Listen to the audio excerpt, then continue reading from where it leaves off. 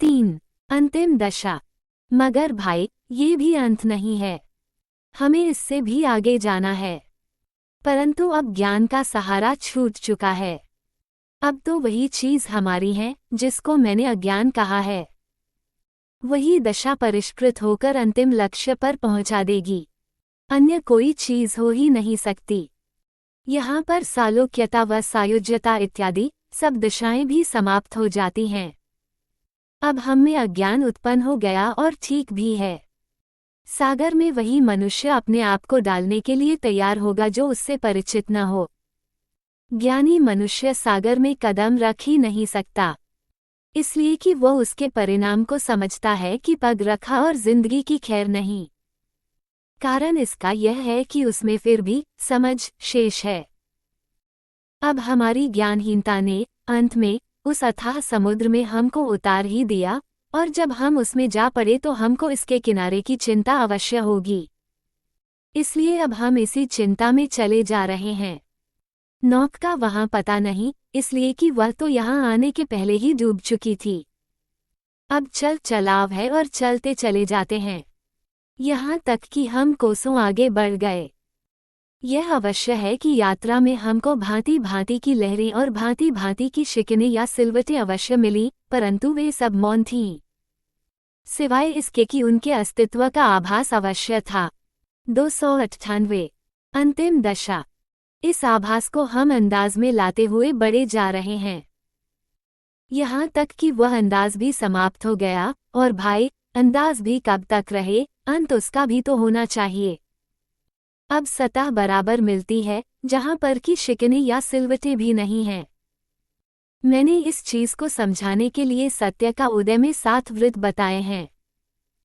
जब मनुष्य अधिक यात्रा करता है तो यात्रा करते करते कभी स्वतः ऐसी स्थिति आती है कि वह थकान भी भूल जाता है। यह अनुभव की बात है और इसको करके देखा जा सकता है। इस प्रकार हमारी ज्ञानहीनता, जिससे कि यह समुद्र का किनारा मिला था, अब वह भी समाप्त हो गई। ख्याल तक में जब इस चीज की गुंजाइश न रही तो फिर किसी प्रकार भी अज्ञान अब शेष न रहना चाहिए। किंतु हमें अभी और आगे जाना है। अज्ञान का तो अंत कर चुके। अब जो भी स्थिति उत्पन्न हुई, जिसे न पैदा होना ही कह सकते हैं, उसके लिए वही तम अवस्था का शब्द उपयुक्त है, न प्रकाश न अंधकार। यही चीज हमको आगे बढ़ाती चली जाती है और फिर इसका भी छोर नहीं। हम चाहे जितना भी चलते जाएं, ये चीज हमारे साथ निरंतर बनी रहती है। योजक चिन्ह।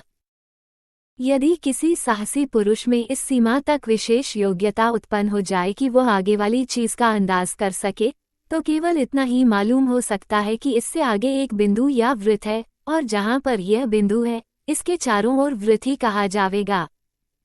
ऐसी हस्ती संयोगवश ही आ सकती है जो यहाँ पर इस केंद्र बिंदु का अनुभव कर सके।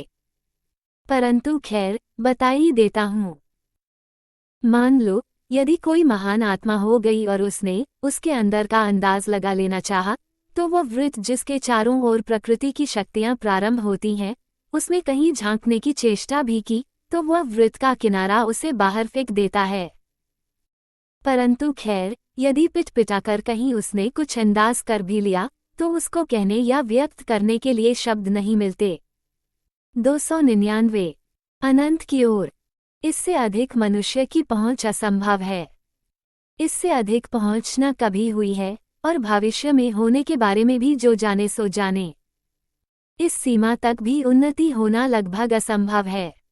वे 7 वृत्त क्या हैं? वे समस्त शक्ति का निचोड़ हैं, जो केंद्रीय वृत्त से प्रारंभ होती हैं। वहां केंद्रीय वृत्त तक पहुंच प्रायः असंभव है। खैर, उपाय भी बतलाए देता हूँ। उपाय साधारण है, कोई बड़ी बात नहीं। जब हमारे हृदय में उछलने का विचार आता है तो उस चीज का स्वयं उस वृत्त से संबंध हो जाता है।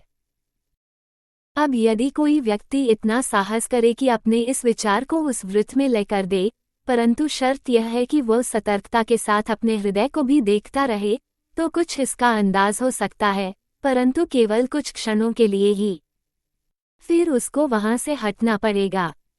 हृदय पर नज़र रखने की इसलिए आवश्यकता है कि इसके फट जाने की संभावना है। ये भी हो सकता है कि मस्तिष्क की नसें फट जावें। अब मैंने उपाय बता दिया, लोग चाहें तो साहस करें। आध्यात्मिकता में एक चीज विशिष्ट समीहा अथवा स्पेशल विल होती है, उसको संभव है कि लोग कम जानते हों। जब समीहा का प्रयोग सबसे ऊंचे आध्यात्मिक स्तर से किया जाता है तो यह अमोघ हो जाती है। किंतु ये याद रखने की बात अवश्य है कि जिस ग्रंथि तक ये समीहा पहुंचती है उसी हालत तक विकास होता है। इसे यदि कहीं केंद्रीय मंडल के 7 वृत्तों के पार निश्चित कर दिया जाए तो यह अचूक ही हो जाती है। जो भी ध्यान बांधा जाएगा उसका परिणाम अवश्य प्रकाशित होगा। यहाँ तक कि इससे नक्षत्रों की गति भी रोकी जा सकती है। जब इच्छाशक्ति अमोघ हो जावे तो यही ब्रह्म गति है। धार्मिक ग्रंथों में ब्रह्म गति की बहुत व्याख्या की गई है। मैंने थोड़े से शब्द उसको समझाने के लिए लिख दिए हैं ताकि महात्मा लोग अपनी तुलना कर सकें। कहाँ तक लिखा जावे किंतु 300 अंतिम दशा। भाई, ऐसी हस्ती रोज रोज नहीं आती। ऐसा मनुष्य अपनी समीहा केवल आध्यात्मिक क्षेत्र में ही उपयोग करता है अथवा अन्य कार्यों में जो इससे संबद्ध हों। दूसरी ओर ध्यान जाना बहुत कठिन है। समीहा की दशा क्या होती है, इसमें व्याघात अथवा संदेह की कोई गुंजाइश नहीं और जो चीज होना चाहती है हो जाती है। इतना अधिक आत्मविश्वास हो जाता है कि इसके विरुद्ध बात तबीयत में आती ही नहीं। बहुत से साहसी व्यक्ति ऐसे भी होते हैं कि उनमें अभ्यास प्रारंभ करते ही यह चीज उत्पन्न होने लगती है, किंतु ये चीज अपनी सीमा में ही काम करती है, ऊंचे ऊंचे क्षेत्रों में नहीं। ये रहस्य इसलिए लिख रहा हूं कि कम से कम इसकी चेष्टा लोगों को करनी चाहिए। चाहे वह लौकिक कार्य हो या पारलौकिक, जब कोई कार्य करने का विचार करे तो उसके न होने के विचार को स्थान ही न दें। यद्यपि इसका संबंध आध्यात्मिकता से ही है, परंतु इसका यह अर्थ नहीं कि यह विज्ञान भौतिक लाभ के लिए प्रयुक्त नहीं हो सकता। आध्यात्मिक मनुष्य के लिए इन चीजों का प्रयोग अत्यंत स्वाभाविक है और वह जब चाहे इसका प्रयोग कर सकता है। ज्ञान के विषय का वर्णन करते हुए मैंने पदार्थ संबंधी विज्ञान पर भी कुछ प्रकाश डाला है, परंतु यह इस प्रकार है कि बहुत ध्यानपूर्वक विचार करने पर ही समझ में आवेगा। प्रकृति में निर्माण और विनाश दोनों की शक्तियां विद्यमान हैं। जहां कहीं निर्माण की शक्ति है वहां विनाश की शक्ति भी विद्यमान है। अल्पविराम। अब जो पहली ग्रंथि मैंने पहले लिखी है, इसके बीच दाने जैसा एक बिंदु है। हम आध्यात्मिकता में इसी को ले लेते हैं, इसलिए कि इस दाने से शाखें मकड़ी के जाले की भांति निकलती हैं। हम इसी दाने में अपने आप को लेकर देते हैं और इसी से उभरकर हम सारूप्यता की दशा में पहुंचते हैं। उसी में मैंने ये भी लिखा है कि भूमा या जात, जहां पर वह असल दशा में या जिस हालत में कह लो स्थित है, उसके चारों ओर एक घेरा है जिसको समझने 301 अनंत की ओर के लिए शक्ति या प्रकाश का क्षेत्र कह लीजिए, और वह किसी को अंदर रहने नहीं देता। बस यही हाल इस ग्रंथि या दाने का भी है। इसमें भी एक प्रकार का वृत्त या घेरा स्थित है, परंतु इसमें इतनी शक्ति नहीं है कि वह अंदर की ओर घुसने न दे। ये घेरा विनाशकारी है और अपने क्षेत्र में विनाश की स्थिति उत्पन्न कर सकता है, अर्थात किसी लौकिक या पदार्थ संबंधी वस्तु को बनाने या बिगाड़ने में इसका उपयोग किया जा सकता है। इस शक्ति का उपयोग हनुमान जी ने बहुत किया था। यही शक्ति थी जिसने हिंद महासागर की गैस को लंका के जलाने में खींच दिया था, जैसा मैंने राजयोग की प्रभाव क्षमता में लिखा है। इस प्रकार की विनाशकारी गैस को खींचने की विधि यह है कि अपनी इच्छा शक्ति से उसको किसी विशेष स्थान पर केंद्रित कर दिया जाता है और उसका प्रभाव भी वैसा ही होता है। ये भी हो सकता है कि उस वृत्त की शक्ति किसी विशेष स्थान पर फेंक दी जावे। परिणाम ये होगा कि वह स्थान चाहे पर्वत ही क्यों न हो, सूरमा हो जावेगा, और इसी को यदि अच्छे कार्य के लिए उपयोग किया जावे तो वही ज्योति पैदा होगी जिसके बारे में हजरत मूसा के विषय में कहा गया है कि उन्होंने पर्वत पर देखी थी। इस प्रकार इससे दोनों कार्य अच्छे और बुरे लिए जा सकते हैं, परंतु योगी की नज़र हमेशा अच्छाई पर रहती है। अतः केवल विशेष स्थितियों के अतिरिक्त इसका उपयोग नहीं किया जाता। इसी प्रकार आगे वाली ग्रंथियों का हाल समझ लिया जावे। एक रहस्य की बात मैं और बतलाता हूँ। हम भक्ति भाव में बहुधा ये कहते चले आए हैं कि बिना ईश्वर की इच्छा के एक पत्ती भी नहीं हिलती, और यह सच भी है। परंतु यदि मैं ये कह दूं कि बिना भक्त की इच्छा के ईश्वर भी नहीं हिलता, तो नहीं मालूम महात्मा लोग मेरे बारे में क्या विचार करेंगे। परंतु बात वास्तव में 302 अंतिम दशा यही है, और सत्य बात कहना ही चाहिए ताकि वास्तविकता सबके समक्ष प्रकट हो जावे। अपने विषय में तो मैं ये कहता हूँ कि जब से मैंने अभ्यास करना आरंभ किया, सदैव अपने गुरु महाराज समर्थ गुरु महात्मा श्री रामचंद्र जी महाराज फतेहगढ़ यूपी को ही अपना सर्वस्व समझा, और ईश्वर करे ये भावना सदैव बनी रहे। मैंने दूसरे से संबंध नहीं रखा, इसलिए कि बंधन से छुटकारा दिलाने वाले आप ही सिद्ध हुए। इस रहस्य पर मैंने राजयोग की प्रभाव क्षमता में कुछ प्रकाश डाला है। खैर, मतलब पर आता हूँ। ईश्वर के पास मन नहीं होता। ईश्वर का अर्थ केंद्र या भूमा से है। यदि इसमें मन होता तो इस पर भी कर्म का सिद्धांत लागू हो जाता, और वह भी हमारी भांति संसार में होता। मन एक औजार अवश्य है जो उसने हमको दिया है। इसका एक भाग हमारे पास है और दूसरा उसके निकट है। हमारा रुख दोनों ओर है। एक भाग से हम लौकिक कार्य करते हैं और दूसरे से पारलौकिक। जब हम अपने निकट वाले मन को उसके निकट वाले सिरे से संबद्ध कर देते हैं तो संपूर्ण में एक ही धारा प्रवाहित हो जाती है, और इसी के अभ्यास की आवश्यकता है, ताकि जो खटक उसके निकट वाले भाग में है, वही खटक हमारे निकट वाले भाग अर्थात मन में उत्पन्न हो जावे। अल्पविराम। अब मान लीजिए कि किसी ने अपना मन ऐसा बना लिया और उसको केंद्रीय मंडल भाग्यवश मिल गया, और इन 7 वृत्तों को पार करके अथाह सागर में तैरने का अवसर भी मिल गया। फिर क्या है, वह भूमा से अत्यंत समीप हो जाता है। यदि कहीं भूमा का संबंध उसमें उत्पन्न हो गया, जिसको आगे चलकर भूमा में एक प्रकार की लय अवस्था कहते हैं, तो सब कुछ हो गया और उसकी दौड़ धूप आध्यात्मिक क्षेत्र में समाप्त हो गई। केवल 2-3 बातें शेष रह गई, जिनको यदि व्यक्त करूं तो इसका अनुमान कल्पना 303 अनंत की ओर तक में नहीं ठहरता। इस लय अवस्था के पश्चात जो जीवन आता है वही जीवन है, जो उस दशा में मर मिटने पूर्ण आत्म निषेध के पश्चात ही प्राप्त होता है। अब उस चीज को भी आप लय कर दे तो वह जीवन भी एक निखरा हुआ जीवन कहा जाएगा। इस निखरे हुए जीवन को भी हम लय कर दे तो उसके बाद जो कुछ भी है वही असल है। कहीं इसको भी लय कर दिया तो उसके पश्चात जो कुछ आता है उसका खाका खींचने के लिए शब्द नहीं मिलते। अब इसमें वह चीज पैदा हो जाएगी जो निखरी हुई जिंदगी की लय अवस्था के बाद प्राप्त होती है। अब उसमें और भूमा में कहने मात्र का अंतर रह जाता है। आगे बस यही है कि भूमा का अनुमान पुनर्तः हो जावे, इसके पश्चात फिर कुछ नहीं कहा जा सकता। यद्यपि विचार इससे आगे जाता है और अंत कहीं भी नहीं मिलता। हम जब अंतिम दशा में आ जाते हैं और ईश्वरीय आज्ञाएं मिलने लगती हैं तो समझ काम नहीं करती, अर्थात यह अनुभव नहीं होता कि आज्ञाएं कहाँ से आई हैं। जब ये दशा हो जाए तो यही समझना चाहिए कि अब वह दशा आ गई है जहाँ पर यही कहा जा सकता है कि जब तक भक्त न हिलावे ईश्वर भी नहीं हिलता। जब हम इस अंतिम दशा पर पहुँच जाते हैं तो फिर हम अद्वैत के क्षेत्र में आ जाते हैं, जिसका विवरण वेदों में पाया जाता है। ये वास्तव में अद्वैत का क्षेत्र है। फिर भी यदि हमें इसका भान रह जाता है तो वास्तविक अर्थ में द्वैत की समाप्ति अभी नहीं हुई।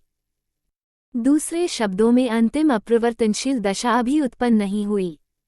वास्तव में ये दशा वह है जहाँ पर द्वैत और अद्वैत दोनों का भान समाप्त हो जावे। यही इस अंतिम गुत्थी की चरमावस्था है। यहाँ पर वास्तविक अर्थ में योजक चिन्ह मन तो शुद्धम तो मन शुद्धि, मन तन शुद्धम तो जाशुद्धि। ताकस न गोयद बादस इमन दिगरम तो दिगरी। 304 अंतिम दशा अर्थात मैं तू हो गया, तू मैं हो गया, मैं शरीर हो गया, तू प्राण बन गया, जिससे कि भविष्य में कोई यह नहीं कह सकता कि तू और है और मैं और। जब हम इस दशा में रम जाते हैं और इस सीमा तक लय हो जाते हैं जितना कि हो सकते हैं, तो कौन कौन सी चीजें हमें उत्पन्न हो जाती हैं? मैं तो यही कहूंगा कि वे समस्त शक्तियां, जिनका की कारण केंद्र है, हमें उत्पन्न हो जाती हैं।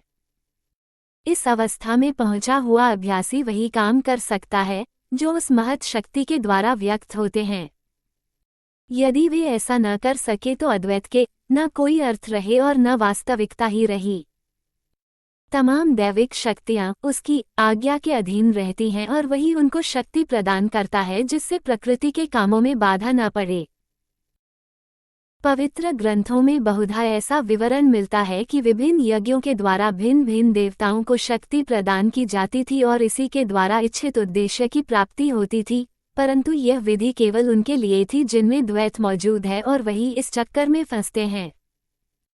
परंतु उस अभ्यासी में, जो कि अद्वैत में आकर उसकी भी याद भूल गया हो, उसमें जो कुछ भी है वह असल ही असल है। उसमें ये शक्ति आ जाती है कि यदि वह चाहे तो संसार की आयु कम कर दे या जो परिवर्तन इसमें करना चाहे वैसा ही उत्पन्न कर दे। इच्छा शक्ति इसकी हर बात में काम देगी। इसमें समय अवश्य लगेगा क्योंकि रचना में भी काफी समय लगा। सर्वोत्कृष्ट अति चेतना की स्थिति में ध्यानपूर्वक देखने से यह ज्ञात हुआ है कि संसार की रचना में 1,20,000 वर्ष लगे हैं।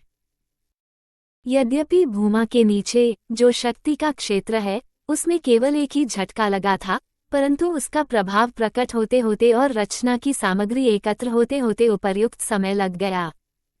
305 अनंत की ओर। पाठकगण के मनोरंजन के लिए ये भी बतलाता हूँ कि समस्त क्रियाओं की गति घड़ी की सम दिशा में क्लॉकवाइज थी और अब यदि उन्हें विषम दिशा में एंटी क्लॉकवाइज प्रेरित कर दिया जावे तो संसार नष्ट होने लगेगा। सूर्य व चंद्र का प्रकाश कम होने लगेगा और संसार की आयु कम होने लगेगी। केंद्र के चारों ओर एक वृत्त है जो हद है और जिससे पार होना, जैसा कि मैं लिख चुका हूँ, असंभव है। हाँ, यदि कोई महान शक्ति संपन्न व्यक्ति हो तो वह कदाचित कुछ सेकंड के लिए उसमें उचककर झांक सके। यदि इस वृत्त के चारों ओर अपनी इच्छा शक्ति से एक सजीव विचार विश्व के समाप्त करने का बांध दे और उसकी धाराओं को केंद्रीय मंडल में संकलित कर दे तो वही चीज केंद्र की शक्ति से मिलकर स्पंदन पैदा कर देगी और फिर उसकी परिवृद्धि होने से वही शक्ति नीचे को उतरना आरंभ हो जाएगी। अब जितना वेग इसमें पैदा कर दिया जाएगा उतनी ही तेजी से यह चीज बढ़ेगी। दूसरा उपाय ये भी है कि जो शक्ति प्रवाहित है उसको अपनी इच्छा शक्ति से केंद्र में खींचना प्रारंभ कर दे। ऐसा करने से गतियां घड़ी की विषम दिशा में स्वयं प्रचालित हो जाएंगी। यदि इच्छा शक्ति भी इस पर लगा दी जावे तो प्रभाव शीघ्र पैदा होगा, और यदि वह केंद्र के वृत्त पर इच्छा शक्ति का वेग छोड़ देता है तो वह चीज धीरे धीरे सफल होगी। जब ये हाल है तो दिव्य या आंतरिक दृष्टि के विस्तार का कोई अनुमान नहीं कर सकता। यद्यपि मैंने सब कुछ कह दिया फिर भी उसकी व्याख्या बहुत बचते बचते की है। यदि कोई व्यक्ति इस सीमा तक उन्नति कर चुका हो और वह प्रकृति में कोई विशेष परिवर्तन चाहता हो तो उसकी विधि बहुत सरल है। यह असंभव है कि वह इसमें सफल न हो, उसके लिए हर एक बात संभव है। उसका उपाय यह है कि अपनी उस असल दशा में अपने ख्याल को इस प्रकार बांध दे कि जिसमें शब्द 306 अंतिम दशा योजक चिन्ह गायब हों और एक ख्याली चीज उसके अभिप्राय को व्यक्त करे तो वही चीज इस काम को करने के लिए उद्यत हो जाएगी, वही ईश्वरीय आज्ञा होगी। परंतु केवल उस समय जैसा कि ऊपर वर्णित है भूमा से ऐसा संबंध हो जावे कि उसका वही अंदाज उत्पन्न हो जावे, तो जो चीज इसमें उत्पन्न की जावेगी उसका भी वही अंदाज बनने लगेगा। उदाहरण के लिए यदि एक तार के सिरे पर झनकार दी जावे तो कुल तार में वही झनकार या स्पंदन उत्पन्न हो जावेगा। बंदे की पहुंच जब इस सीमा तक हो जाती है तो बंदगी तो कायम रहती है परंतु वह बंदा नहीं रहता। यह उसकी सौजन्यता है कि जिस संबंध ने उसको यहाँ तक पहुँचाया है उसका हृदय उस संबंध से अलग नहीं होता। इसी के अनुसार वह आज्ञाएं भी इसी तरह प्राप्त करता है जिनकी संसार में आवश्यकता है। उसका निजी स्वार्थ कुछ नहीं रह जाता। वह एक प्रकार से भूमा का अंश हो जाता है। अल्पविराम। ये दशा किसी के भाग्य में नहीं आती, सिवा ऐसे अवसर पर जबकि नियति संसार में परिवर्तन चाहती है। इस कोटि की सत्ताएं एक समय में दो कभी नहीं हो सकती। समस्त ब्रह्मांड में एक ही समय में एक ही सत्ता ऐसी हो सकती है, और वह भी जब प्रकृति को आवश्यकता होती है। ये तो भाई ज्ञान की अंतिम सीमा मैंने बतला दी। यदि इसकी अभिव्यक्ति शब्दों में की जावे तो इसके लिए ज्ञान उचित शब्द न होगा। इस सीमा तक अभ्यासियों को पहुंचने का प्रयत्न करना चाहिए। संभव है कि इसके आगे कुछ और ज्ञात हो जावे। ये संकेत भविष्य में आने वाले लोगों के लिए है, और जो लोग वर्तमान काल में हैं, वे भी इस पर विचार करें।